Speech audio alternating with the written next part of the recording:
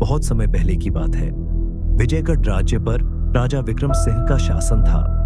वे न्यायप्रिय और पराक्रमी थे। उनके महल के चारों ओर ऊंची दीवारें थीं और किले के अंदर एक पुरानी रहस्यमयी सुरंग थी, जिसके बारे में कहा जाता था कि वह कहीं दूर जंगलों में जाकर खुलती थी। लेकिन कोई नहीं जानता था कि यह सच है या सिर्फ एक कहानी। एक दिन राजा के खजाने से बहुमूल्य रत्न और सोने की मोहरें गायब हो गईं।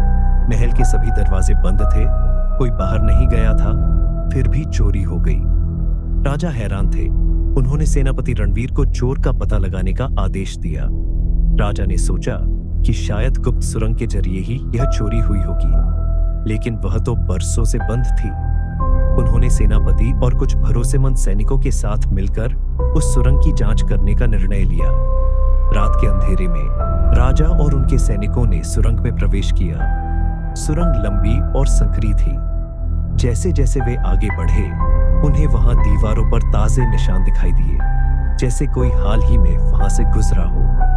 थोड़ा आगे बढ़ने पर उन्हें एक छिपा हुआ दरवाजा मिला, जो महल के तहखाने में खुलता था।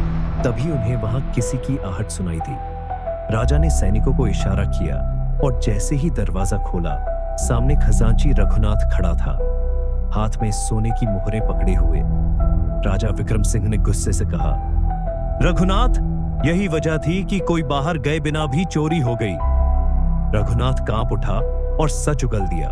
वह कई महीनों से गुप्त सुरंग के जरिए खजाने की चोरी कर रहा था। राजा ने तुरंत उसे गिरफ्तार करवा दिया और सुरंग को हमेशा के लिए बंद करने का आदेश दिया। इस तरह राजा विक्रम सिंह की चतुराई से चोरी का रहस्य सुलझा और विजयगढ़ में फिर से शांति छा गई। लेकिन लोग आज भी कहते हैं कि उस गुप्त सुरंग में कई और रहस्य छिपे हो सकते हैं।